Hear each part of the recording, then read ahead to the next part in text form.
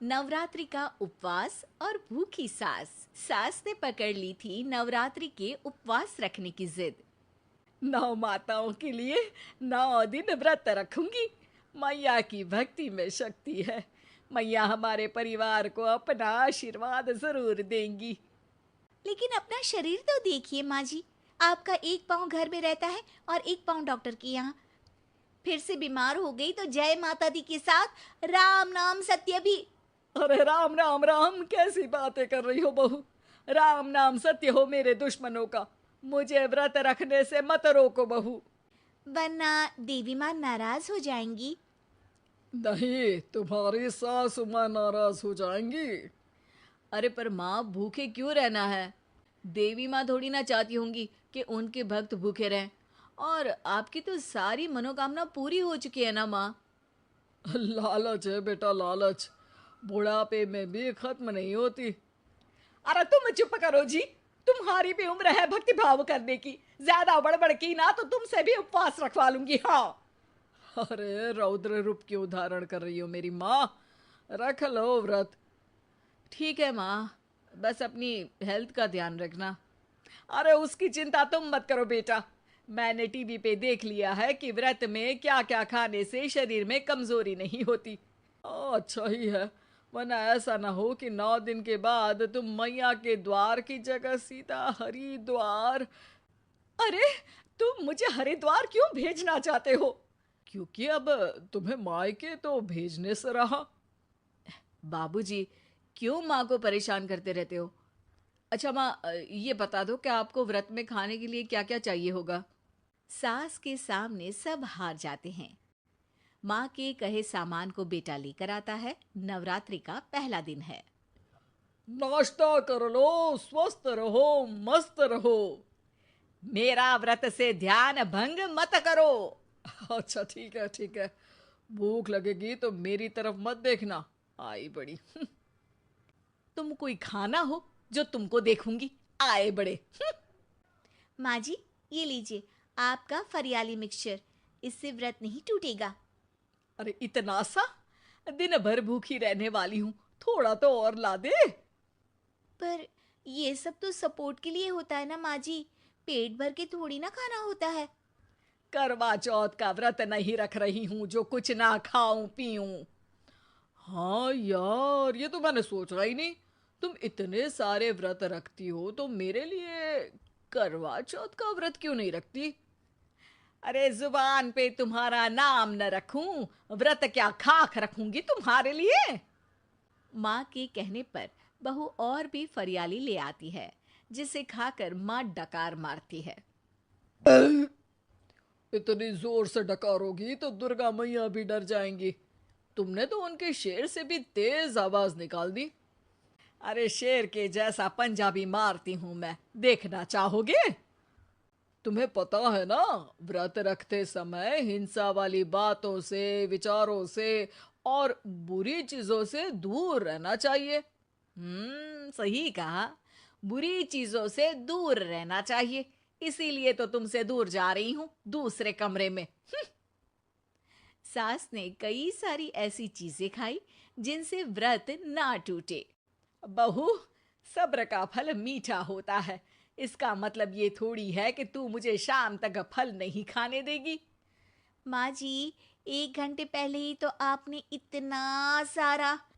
अरे एक खाता ही बना ले, उसमें लिखा करे कि मैंने कितना खाया, कितना पानी पिया। अरे नहीं नहीं माँ जी, मैं अभी फल लेकर आती हूँ। जोर से बोलो। नहीं माँ जी, मैं फल लेकर आती हूँ। अरे ये नहीं, जोर से बोलो, जय माता दी। सासू माँ एक साथ बहुत सारे फल खा लेती है। माँ जी, इतनी जोर से मैं डर गई।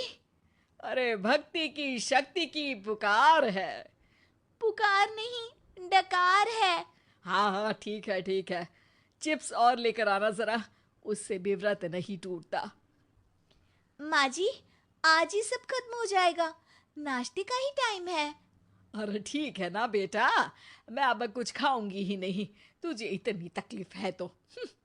नहीं नहीं माँ जी, मेरा मतलब था कि उपवास में सिर्फ इतना खाना चाहिए जितना शरीर के लिए सही रहे।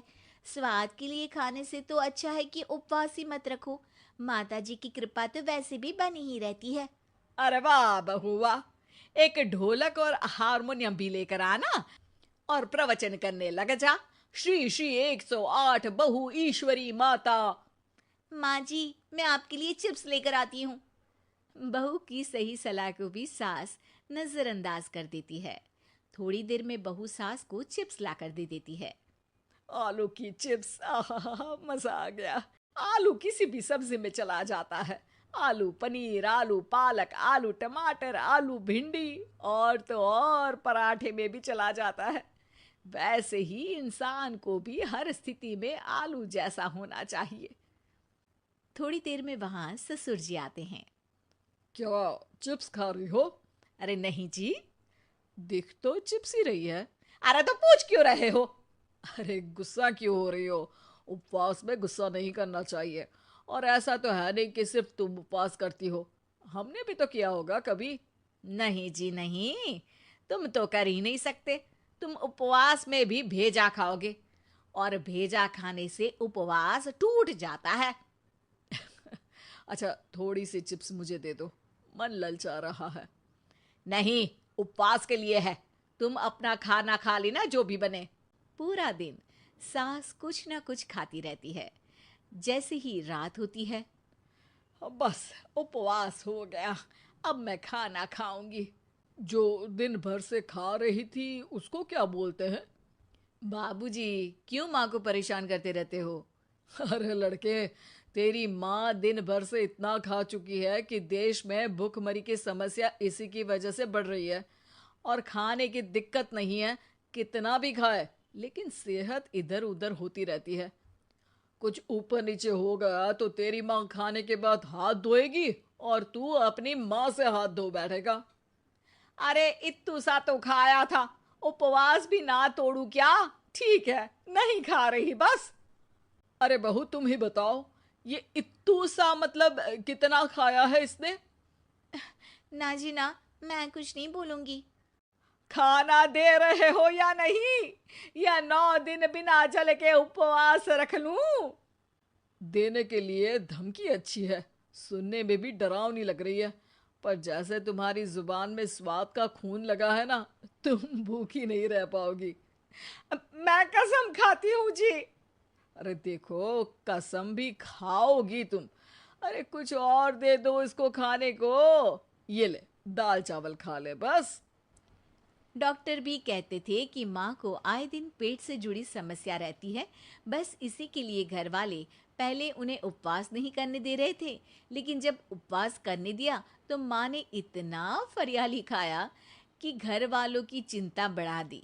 और जैसा कि घर वालों को डर था, अगले दिन उनकी तबीयत खराब भी हो गई। डॉक्टर को बुलाना पड़ा।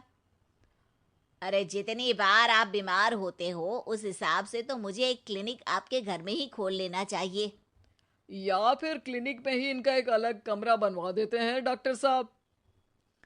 बाबूजी, पिताजी, मेरे जनक, क्यों हमेशा मजाक करते रहते हो? डॉक्टर साहब, माँ का पेट खराब है।